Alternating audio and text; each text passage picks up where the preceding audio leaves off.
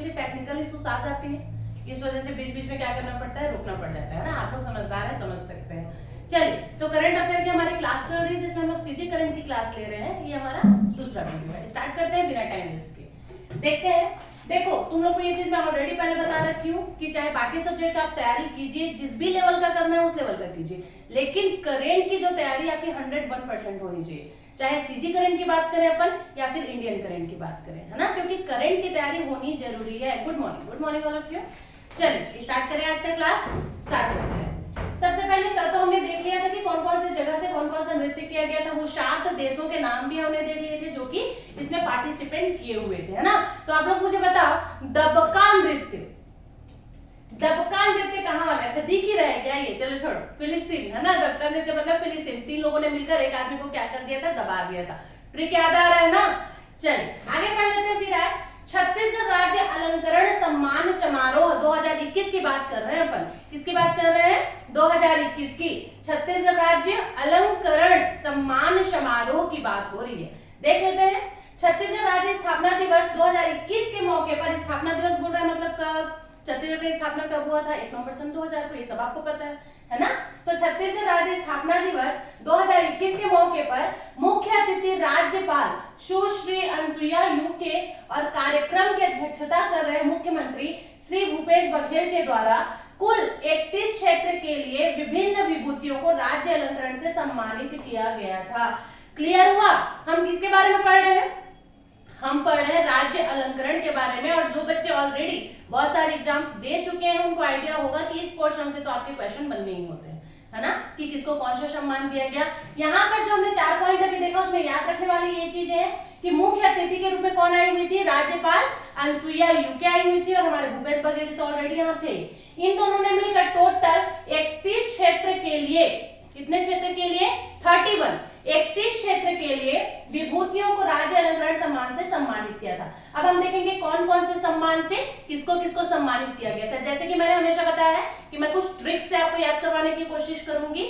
हमेशा इंटेंशन ये रहता है कि आपको याद होना चाहिए, है ना, चाहे जैसे भी याद हो। चलो देख लेते हैं। सबसे पहला सम्मान है आपका शहीद वीर नारायण सिंह सम्मान। कौन सा सम्मान है? शहीद वीर नारायण सिंह सम्मान। तो शहीद वीर नारायण सिंह सम्मान किसको दिया गया था? जानकी प्रसाद पुलस्त को दिया गया था। जानकी प्रसाद पुलस्त को दिया गया था। अब इसको आप कैसे याद रखेंगे बताओ? वीर कौन थी?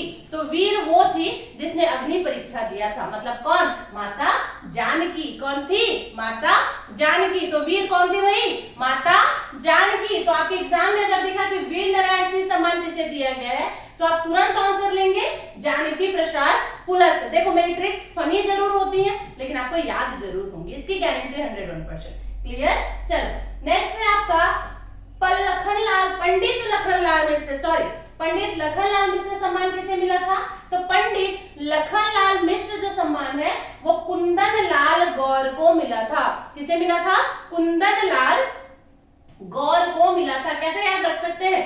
इसके लिए आप ऐसे याद रख सकते हो कि लखन जिस व्यक्ति का नाम होता है वो एक कुंदन की तरह होता है, अनमोल होता है। अब ये ट्रिक मैं इस कारण से बना रही हूँ क्योंकि जो लखन नाम का व्यक्ति है वो मेरे लिए बहुत ज्यादा इंपॉर्टेंट है। इंपॉर्टेंट इस कारण से क्योंकि मेरे पापा जी का नाम था, ठीक है, श्रीमान लखनलाल उपाध्याय। तो मेरे लिए तो कुंदन के ही समान है ना। तो मेरे लिए तो ट्रिक बन गया भाई। आप लोग भी ऐसे ट्रिक याद कर लीजिएगा, ठीक। तो पंडित लखनलाल मिश्र सम्मान किसे मिला था?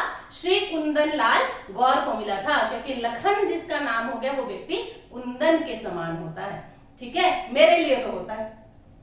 आगे देख लेते हैं यति यतनलाल सम्मान। यति यतनलाल सम्मान से किसे सम्मानित किया गया था? तो यति यतनलाल सम्मान से सम्मानित किया गया था रामकृष्ण मिशन आश्रम नारायणपुर। किसको? रामकृष्ण मिशन आश्रम नारायणपुर को सम्मानित किया गया था। सभी बच्चे जो YouTube देख रहे हैं एक बार लाइक जरूर से कर देंगे सेशन को। आगे देख लेते हैं गुंडाधुर सम्मान। गुंडी कौन थी? गुंडी थी आपकी रोहिणी साहू। गुंडी कौन थी? गुंडी थी आपकी रोहिणी साहू। तो गुंडाधुर सम्मान किसे मिला भाई? गुंडाधुर सम्मान मिला था कुमारी रोहिणी साहू को। नेक्स्ट है मिनी माता सम्मान किसे मिला था? मिनी माता सम्मान मिला था कल्पना देशमुख को। मिनी माता सम्मान किसे मिला था? कल्पना देशमुख को। इसको आप कैसे याद रखेंगे? अपने आप को मिनी माता के समान कौन समझती है? कल्पना समझती है। अपने आप को किसके समान समझती है? मिनी माता के समान समझती। कौन? कल्पना। नेक्स्ट है आपका, अब गुंडी कौन थी? गुंडी थी आपकी रोहिणी। नेक्स्ट है हमारा दानवीर भामाशाह सम्मान।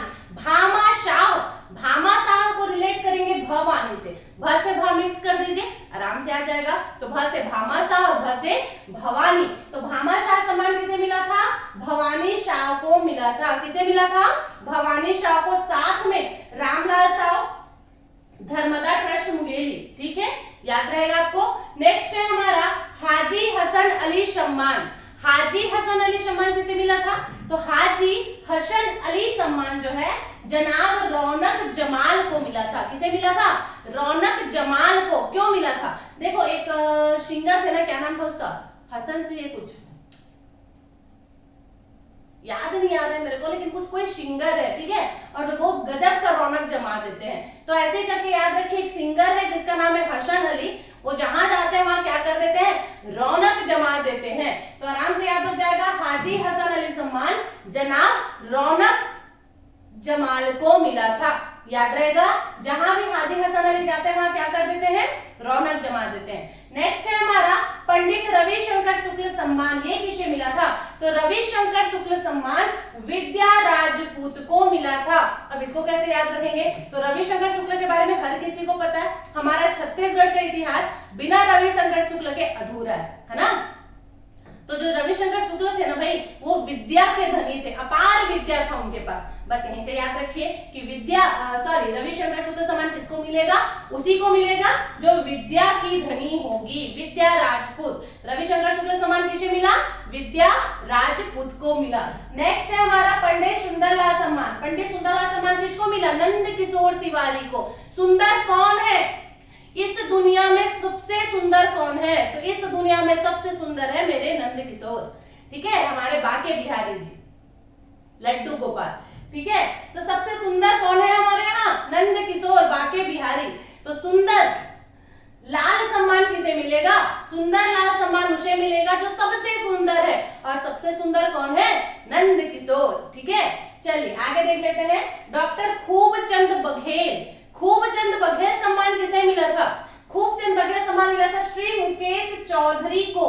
किसे मिला था भाई? मुकेश चौधरी को। अरे मुकेश जी आप भी क्या खूब करते हैं, है ना, क्या खूब करते हैं मुकेश जी आप भी। बस याद हो गया कि खूबचंद बघेल सम्मान किसे मिला था? मुकेश जी को मिला था, वो भी क्या खूब करते हैं, ठीक है। चलिए महाराजा अग्रसेन सम्मान। महाराजा अग्रसेन सम्मान किसे मिला था? तो ये मिला था के एम नायडू को। किसे मिला था? के एम नायडू को। याद रखेंगे, महाराजा अग्रसेन सम्मान किसे मिला था? तो महाराजा अग्रसेन सम्मान मिला था के एम नायडू को। अब इसको कैसे याद रखेंगे? इसको थोड़ा सा अलग टाइप का आपको याद रखना पड़ेगा, जैसे कि आपको अपने आप में मन में मनाना पड़ेगा कि जो भगवान अग्रसेन है ना, उनकी सबसे ज्यादा पूजा कौन करते हैं? तो अग्रसेन की सबसे ज्यादा जो पूजा है वो नायडू लोग करते हैं। कौन करते हैं? नायडू लोग करते हैं। ये फनी ट्रिक्स है, जैसे कि मैं हमेशा बताती हूँ एग्जाम में, लेकिन ये बहुत ज्यादा हेल्पफुल रहेगा आपका। आराम से आप क्वेश्चन देखेंगे और आंसर कर लेंगे। जरूरी है मेरा वीडियो शुरू से लास्ट तक आप देखें, क्लास में बने रहे, और जिस टाइप से मैं आपको पढ़ा रही हूँ उसको देखिए। क्लास खत्म होने के बाद 1 से 2 बार आप उस चीज को रिवाइज कीजिए, चीजें आराम से आपको याद हो जाएंगी, ठीक है। चलिए महाराजा अग्रसेन सम्मान ये मिला था के एम नायडू को। किसे मिला था? के एम नायडू को। क्यों? क्योंकि अग्रसेन को सबसे ज्यादा कौन मानते हैं? नायडू लोग मानते हैं। ठाकुर प्यारेलाल सिंह सम्मान, ये तो जग जाहिर है, ये ऐसा कोई नहीं है जिसको ना पता हो कि ठाकुर प्यारेलाल सिंह सम्मान किसे मिला। ठाकुर प्यारेलाल सिंह सम्मान जो है सहकारी बैंक मर्यादित रायपुर को मिला था। सहकारी से ही संबंधित है ना प्यारेलाल, तो जितने भी सहकारी से चीजें होंगी वहां आपको प्यारेलाल दिखे जाएंगे, ठीक है। तो प्यारेलाल सिंह सम्मान किसे दिया गया था? प्यारेलाल सिंह सम्मान आपके सहकारी बैंक मर्यादित रायपुर को मिला था, ठीक। नेक्स्ट है हमारा संस्कृत भाषा सम्मान। संस्कृत भाषा सम्मान किसे दिया गया था? संस्कृत भाषा का सम्मान डॉक्टर तोपनिधि वैष्णव को दिया गया था। अच्छा देखो, वैष्णव लोगों को जानते हो, वैष्णव मतलब क्या होता है? वैष्णव मतलब होता है बाबा, और ये जो बाबा लोग रहते हैं ना वो पंडित के पुजारी भी होते हैं, उनको संस्कृत भाषा बहुत अच्छे से आती है। अब जो पंडित का पुजारी रहेगा उसको सुभाषितानी, श्लोक, भगवान का पूजा करने के लिए जो मंत्र चाहिए वो सब कंठस्थ याद होगा कि नहीं होगा? और ये सारे सुभाषितानी कौन सी लैंग्वेजेस में होती है? संस्कृत भाषा में होती है। बस यहीं से याद रखिए कि संस्कृत भाषा सम्मान किसे मिलेगा, संस्कृत भाषा का सम्मान उसे मिलेगा जिसे संस्कृत की बहुत जानकारी होती है। और किसे होती है, तो वैष्णव को होती है। ठीक है, जिसको अच्छा, या फिर दूसरे तरीके से आप कैसे याद रख सकते हैं कि संस्कृत भाषा का सम्मान किसे मिलेगा, संस्कृत भाषा का सम्मान उसे मिलेगा जिसको संस्कृत बहुत अच्छे से आता है। और जिसको संस्कृत भाषा बहुत अच्छे से आ गई वो अपने आप को तोपचंद समझेगा कि नहीं समझेगा, समझेगा ना। मैं बहुत बड़ा तोपचंद हूं, मुझे संस्कृत बहुत अच्छे से आता है, समझेगा ना। बस यहीं से याद रखिए कि संस्कृत भाषा का सम्मान जिसे भी मिल गया वो अपने आप को क्या समझेगा, तोपचंद समझेगा। ठीक, चलो आगे देख लेते हैं। भंवर सिंह पोर्ते सम्मान, भंवर सिंह पोर्ते सम्मान किसे दिया गया, तो भंवर सिंह पोर्ते सम्मान दिया गया था जंगो रायतार समाज कल्याण समिति छत्तीसगढ़ को। किसको मिला गया था, जंगो रायतार समाज कल्याण समिति छत्तीसगढ़ को। अब इसको कैसे याद करेंगे मैडम, भंवर सिंह पोर्ते सम्मान। अब पोर्ते को अपन रिलेट कर देंगे पोतना से, तो सब तरफ को किसमें पोत दिया गया, रायता से पोत दिया गया। सब तरफ को किससे पोत दिया गया, रायता से पोत दिया गया। ठीक है, ये याद रख सकते हो। या फिर दूसरे तरीके से आप ये याद रख सकते हो, भंवर सिंह, भंवर को रिलेटेड कर लो, भंवर में क्या गिर गया था, पूरा रायता गिर गया था, जो आपको इजी लगे। ठीक है, याद होना चाहिए। तो भंवर सिंह पोर्ते मतलब जहां भंवर सिंह पोर्ते दिख गया ना, मतलब रायता याद आना चाहिए आपको कि भंवर में चाहे रायता गिर गया ये याद रखो, चाहे रायता से सब तरफ को पोत दिया गया ये याद रखो। क्लियर, चलिए। किशोर साहू सम्मान, किशोर साहू सम्मान किसको मिला था, मनमोहन सिंह ठाकुर को मिला था। अब भाई किशोर साहू का गाना किसने किसने नहीं सुना है, सबने सुना है ना, किशोर कुमार का गाना रुला देते हैं हमें। ठीक है, लेकिन मन को मोहने वाले होते हैं। किशोर जी का गाना कैसे होता है, मन को मोहने वाला होता है। तो जिनका गाना मन को मोहने वाला रहेगा उनको सम्मान मिलेगा कि नहीं मिलेगा, तो किशोर साहू सम्मान किसको मिला, जो मन को मोहने वाला गाना गाता है, मतलब मनमोहन सिंह ठाकुर। क्लियर है यहाँ तक। नेक्स्ट देखिए, किशोर साहू राष्ट्रीय अलंकरण सम्मान। दोनों में अंतर समझ आ रहा है ना, पहला बोल रहा है सिर्फ किशोर साहू सम्मान, दूसरा बोल रहा है किशोर साहू राष्ट्रीय अलंकरण सम्मान। तो देखो किशोर साहू सम्मान एक छोटा सा चीज है ना, एक छोटा चीज है, तो ये किसको मिल गया, मन को मोहने वाले को मिल गया। लेकिन किशोर साहू राष्ट्रीय अलंकरण सम्मान ये बड़ा चीज है। तो ये बड़ा चीज किसको मिलता है, बड़ा चीज मिलता है बड़े लोगों को, मतलब बड़ गैया लोगों को। किसको मिलता है, बड़ गैया लोगों को। तो किशोर साहू राष्ट्रीय अलंकरण किसको मिला था, अपूर्व बड़ गैया को। जो बड़ा गायक था, जो बड़ा गायक था उसको अलंकरण सम्मान मिला, और जो मन को मोहने वाले छोटे मोटे गाना गाते थे उसको सिंपल किशोर साहू सम्मान मिला। याद हो रहा है क्या, आपको याद हो रहा है कि नहीं हो रहा है, आप अपने आप से पूछिए। क्या मैडम जो ट्रिक बता रही है उससे आपके माइंड में सेट हो रहा है, आपको याद हो रहा है? तो ये चीजें आपको अपने आप से पूछना पड़ेगा, याद करना पड़ेगा। अगर मेरी ट्रिक्स आपको पसंद आ रही है तो सेशन को लाइक जरूर करेंगे, अपने फ्रेंड्स के साथ शेयर जरूर करेंगे ताकि उनको भी ये चीजें मिलनी चाहिए। क्लियर है। चलिए मैं बता रही थी आपको किशोर साहू सम्मान। किशोर साहू सम्मान किसको मिलेगा, मन को मोहने वाला जो गाएगा उसको मिलेगा, मतलब मनमोहन सिंह ठाकुर को मिलेगा। अब यहीं पर किशोर साहू अलंकरण सम्मान की अगर मैं बात करूं तो ये किसको मिलेगा, तो किशोर साहू अलंकरण सम्मान ये मिलेगा बड़ गैया को, जो बड़ा गाने वाला रहेगा। और ये किसको मिला था, अपूर्व बड़ गैया को। क्लियर हो गया यहाँ तक। चलिए धनवंतरी सम्मान, धनवंतरी मतलब लक्ष्मी जी, धनवंतरी मतलब जहां से आपको लक्ष्मी मिलेगी। ठीक है, माता लक्ष्मी और धनवंतरी की पूजा क्यों की जाती है, ताकि आपको लक्ष्मी मिल सके। तो धनवंतरी के साथ साथ हम किसकी पूजा करते हैं, माता लक्ष्मी की भी पूजा करते हैं। तो माता लक्ष्मी को एक और नाम क्या दिया गया है, माता लक्ष्मी को ही श्री भी कहा जाता है। या आप ऐसे याद रख सकते हैं कि जहां धनवंतरी की पूजा होगी वहीं श्री निवास करेंगी। ठीक है, श्री मतलब लक्ष्मी जी को श्री कहा जाता है, ये तो याद होगा ना। श्री किसको कहा जाता है, श्री लक्ष्मी जी को कहा जाता है। देखो पर्यायवाची में भी आ जाएगा, याद रखना पड़ेगा। श्री किसका नाम है, तो श्री ये महालक्ष्मी का नाम है। तो जहां धनवंतरी की पूजा होगी वहां कौन निवास करेंगी, श्री निवास करेंगी। याद हो गया यहाँ तक। तो धनवंतरी सम्मान किसको मिला था, श्रीनिवास को मिला था, डॉक्टर के.बी. श्रीनिवास को मिला था। जहां धनवंतरी की पूजा होगी वहां श्रीनिवास करेंगे। चलो देवदास बंजारे स्मृति पंथी नृत्य पुरस्कार। देखो बंजारे बोल रहा है, पंथी नृत्य से संबंधित होगा ही होगा। यह इस बार किसको मिला है? तो यह इस बार मिला है गौकर्ण दास बघेल को। किसको मिला है? गौकर्ण दास बघेल को। देवदास बंजारे स्मृति पंथी नृत्य पुरस्कार किसको मिला है? तो वो मिला है गौकर्ण दास बघेल को। किसको मिला है? गौकर्ण दास बघेल को। याद रखना पड़ेगा भाई, ठीक है, गौकर्ण दास, क्योंकि देव को सबसे ज्यादा प्रिय कौन थे? देव को सबसे ज्यादा प्रिय गौ थे। किसको प्रिय थे? देव को सबसे ज्यादा प्रिय गौ थे। ऐसे भी याद रख सकते हैं, बाकी नॉर्मल भी आपका याद हो जाएगा कि देवदास बंजारे स्मृति सम्मान किसको मिला है? गौकर्ण दास बघेल को मिला है। याद हो गए यहाँ तक? चल आगे देख लेते हैं। आगे कुछ इंपॉर्टेंट फैक्चुअल पॉइंट्स हैं जो आपको जरूर से याद रखना चाहिए, ठीक है। वो तो अलंकरण वाले तो इंपॉर्टेंट थे ही, वहां से तो आपके एग्जाम में क्वेश्चन बनेंगे ही बनेंगे, बट ये वाले जो क्वेश्चन अब हम लोग देखेंगे इसके बारे में तो आप सबने सुना होगा, राम वन गमन पर्यटन परिपथ। अच्छा, एक और बात मैं आप लोग को बताना चाहूंगी कि जो भी बच्चे मेरी क्लास देख रहे हैं, मान लीजिए यहाँ पर कुछ ब्लर सा आपको दिख रहा होगा, वीडियो में कोई भी इशू आ रही होगी, थोड़ी सी टेक्निकल प्रॉब्लम चल रही है, दैट्स व्हाई ये सारा कुछ हो रहा है, पर जल्दी इसको भी क्लियर कर दिया जाएगा। क्लियर है?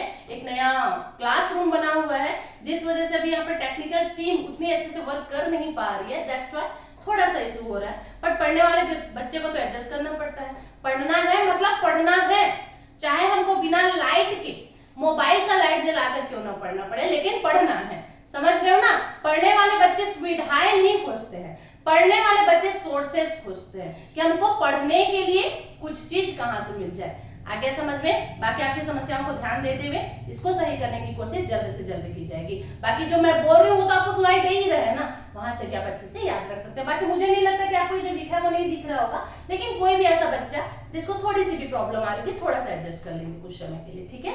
चलिए अब हम बात कर रहे हैं राम वन गमन पर्यटन परिपथ। राम वन गमन पर्यटन परिपथ, पहले तो सामान्य परिचय देख लो, है क्या चीज जिसके बारे में तुमको बताया जा रहा है। तो देखिए, वाल्मीकि कृत रामायण के अनुसार, रामायण की रचना किसने की थी? जल्दी से कमेंट करके बताएंगे बच्चे, लाइव वाले बच्चे जल्दी से कमेंट करके बताएंगे रामायण की रचना और महाभारत की रचना किसने की थी। तब तक मैं आगे बढ़ती हूँ, आप लोग कमेंट करके जरूर से बताइए। वाल्मीकि कृत रामायण के अनुसार भगवान श्री राम ने अपने वनवास के अधिकाधिक समय दंडकारण्य में बिताया था, ठीक है। श्री राम जी जिस टाइम पर 14 वर्ष के वनवास के लिए गए थे, वहां पर अपना मैक्सिमम जो टाइम है उन्होंने कहां बिताया था? दंडकारण्य में बिताया था। छत्तीसगढ़ का दक्षिण भाग ही प्राचीन समय का दंडकारण्य माना जाता है।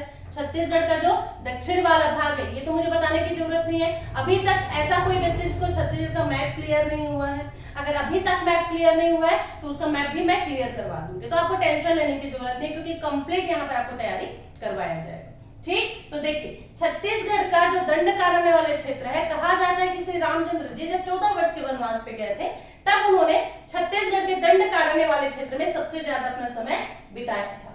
छत्तीसगढ़ शासन द्वारा श्री राम वन पथ गमन मार्ग को विकसित किया जा रहा है। इसके तहत लोगों को कोरिया जिले से लेकर सुकमा तक बने रहे श्री राम वन गमन पथ में विभिन्न स्थलों पर भगवान श्री राम के दर्शन होंगे। समझ आया? मतलब ये कि 14 वर्ष के वनवास के दौरान श्री रामचंद्र जी जिस जिस मार्ग से होते हुए गए थे, कोरिया से लेकर के सुकमा तक, मतलब समझ रहे हो, छत्तीसगढ़ के सबसे ऊपर वाले पोर्शन से लेकर के उत्तर वाले पोर्शन से लेकर के सबसे लास्ट दक्षिण वाले पोर्शन तक, छत्तीसगढ़ में जिस जिस एरिया से श्री रामचंद्र जी होकर के गए हैं, वहां पर क्या किया जा रहा है? पर्यटन स्थल बनाया जा रहा है, जहां पर श्री रामचंद्र जी के दर्शन आपको होंगे। वो तो वैसे ही बहुत ज्यादा इंपॉर्टेंट है ना, लेकिन अब क्या किया जा रहा है? उस स्थल को पर्यटन बना दिया जा रहा है, पूरा ऊपर कोरिया से लेकर के नीचे सुकमा तक को। अब इसी के बारे में हमको चर्चा करना है। राम वन गमन पर्यटन परिपथ, इससे इंपॉर्टेंट क्वेश्चन क्या बन सकते हैं आपके? सबसे पहले तो इसकी कुल लंबाई कितनी होगी? तो इसकी कुल लंबाई होगी आपकी 2260 किलोमीटर। कितना होगा? 2260 किलोमीटर कुल लंबाई कितनी होगी? कुल लंबाई होगी 2260 किलोमीटर। कुल लंबाई कितनी होगी? राम वन गमन पर्यटन का कुल लंबाई कितना होगा? तो ये होगा 2260 किलोमीटर। कैसे याद रखें मैडम? याद नहीं होता है, इसका कोई ट्रिक नहीं है, बट क्योंकि अब ये पेपर आ गया है इसलिए थोड़ा सा आप ऐसे आइडिया ले सकते हैं। शुरू में राम लिखा हुआ है, तो राम में देखो जब शुरू र बनता है तो र भी आपको 2 जैसे ही दिखता है, दिख रहा है कि नहीं 2 जैसे? तो बस आपको यही याद रखना है कि राम वन गमन के लिए जो लंबाई है ना वो भी 2 से ही शुरू होती है। वहां पर आप ट्रिक से आंसर ले सकते हैं। बाकी ट्रिक को साइड में रखते हुए आप याद करने की कोशिश कीजिए, ठीक है। तो इनकी कुल लंबाई कितनी है? इसकी कुल लंबाई है 2260 किलोमीटर। कितना है? 2260 किलोमीटर। अनुमानित लागत कितना है, मतलब ये बनाने में, जो पर्यटन बनाएंगे बोल रहे हैं, उसमें कितने तक का खर्चा आ जाएगा? तो उसमें आपका आ जाएगा 137.75 लाख तक का। अब कोई भी यहाँ पर ज्ञान नहीं बांटेगा कि मैडम दशमलव के बाद 7 और 5 पढ़ा जाता है, वो तुम लोग को याद करना है, लिखना नहीं है। मैथ्स नहीं पढ़े हो तुम लोग, ठीक है। तो इस चीज को याद रखेंगे कि अनुमानित लागत कितना आ रहा है? 137.75 लाख रुपए आ रहा है। याद हो गया? कुल लंबाई कितनी है? कुल लंबाई आपकी 2260 किलोमीटर। कितनी? 2260 किलोमीटर। कितनी? 2260 किलोमीटर। और इसमें लागत कितना आ रहा है? इसमें लागत आ रहा है आपका 137.75 लाख रुपए। कितना? 137.75 लाख रुपए। क्या याद हो गया ये दोनों पॉइंट? मैं ऐसा मान के चल सकती हूँ। आप सिर्फ ये याद रख लो ना, 2260 किलोमीटर, 2260 किलोमीटर। और लागत कितना आ रहा है? 137.75 लाख। 137.75 लाख, 137.75 लाख। चलो, कुल चिन्हांकित स्थल कितने हैं? कितने स्थलों को चिन्हित किया गया है जिसको पर्यटन स्थल बनाया जाएगा? तो टोटल 75 स्थलों को चिन्हित किया गया है। कितने? 75। कितने? 75। टोटल 75 स्थलों को चिन्हित किया गया। आपके एग्जाम में ये क्वेश्चन आने के चांसेस सबसे ज्यादा है कि राम वनगमन पर्यटन स्थल बनाने के लिए कितने स्थलों को चिन्हित किया गया है। तो बच्चे याद रखना पड़ेगा आपको कि टोटल 75 स्थलों को क्या किया गया है? चिन्हित किया गया है। एक बार फटाफट से लाइक का बटन दबा देंगे सभी के सभी। मुझे बार बार बोलना पड़ता है यार, इतने सारे बच्चे देख रहे हो, उसके बावजूद लाइक का बटन दबाने में तुम लोग को कंजूसी हो रहा है, क्यों भाई? और अपने फ्रेंड्स के साथ शेयर भी जरूर से करें, ठीक है। चलिए आगे देख लेते हैं प्रथम चरण। अब देखो, आपने ये समझ लिया कि कितने किलोमीटर तक का ये बनेगा। तो कितने किलोमीटर तक का? 2260 किलोमीटर तक का। खर्चा कितना आ रहा है? 137 लाख रुपए, ठीक है। यही मान के चलो, याद होना चाहिए। कितने स्थलों को बनाना है? 75 स्थलों को बनाना है। तो अब ऐसा तो नहीं है ना कि 21 बार में पूरा 75 स्थल को बना दिया जाएगा। इसके लिए इसको चरण वाइज डाइवर्ट किया गया है, ठीक है, वर्गीकरण किया गया है, बांटा गया है। जैसे कि प्रथम चरण में प्रदेश के कुल 9 स्थलों का विकास किया जाएगा। 75 स्थल का करना है, लेकिन सबसे पहले कितने स्थलों का? 9 स्थलों का। कितने स्थलों का? 9 स्थलों का। अब बजट देखो, 2020-21 में प्रावधान है कि 30 करोड़ बजट तो इसी में लग जाना है आपका, ठीक है। 30 करोड़ बजट इसी में लग जाना है। तो प्रथम चरण में कितने स्थलों को बनाया जाएगा? 9 स्थलों को। कितने स्थलों को? 9 स्थलों को। अब आगे देखो, प्रथम चरण में जो शामिल स्थल है वो कौन कौन से हैं? हमने अभी जाना कि टोटल 75 स्थल को पर्यटन स्थल बनाना है, लेकिन प्रथम चरण में 9 स्थलों को बनाया जाएगा। अब वो 9 स्थल कौन कौन से हैं देखते हैं। 9 स्थलों का विकास कार्य प्रारंभ किया जा चुका है। वो है, सबसे पहले तो आपका सरगुजा पहुंच जाओ। सरगुजा में आपका सीतामढ़ी, हरचोका, सरगुजा इंसेस, सरगुजा जिला की बात नहीं कर रही हूं मैं, सरगुजा संभाग की बात कर रही हूँ, ठीक है। तो वहां कोरिया में है आपका सीतामढ़ी, हरचौका। कोरिया में क्या है? सीतामढ़ी, हरचौका। सरगुजा में आपकी रामगढ़ की पहाड़ी हो गई। फिर आ गए अपन कहां? जांजगीर। जांजगीर में आपका शिवरी नारायण पड़ता है, याद है? सबरी माता से मिलने गए थे जहां श्री राम जी, झूठे बेर वाला कॉन्सेप्ट जहां से निकला है आपका, ठीक है। तो जांजगीर में शिवरी नारायण को किया जाएगा, पर्यटन स्थल बनाया जाएगा, ये भी डिसाइडेड है। बलौदा बाजार का तुरतुरिया, इसको भी किया गया है। रायपुर में चंद्रखुरी, एकमात्र कौशल्या माता का जहां पर मंदिर है छत्तीसगढ़ में, चंद्रखुरी, वहां को भी पर्यटन स्थल बनाया जाएगा, जो आपका पड़ता है रायपुर में। फिर है आपका गरियाबंद, राजिम में भी, ठीक है। नेक्स्ट है आपका धमतरी में सिहावा ऋषि का जो आश्रम है, याद आ रहा है क्या? धमतरी सिहावा ऋषि आश्रम से कुछ कौन सी नदी निकलती है यहाँ से? कमेंट करके बताएंगे जल्दी। नेक्स्ट है आपका बस्तर में आपका पड़ता है जगदलपुर, वहां पर को भी चिन्हित किया गया है, वहां पर को भी क्या किया जाएगा? बनाया जाएगा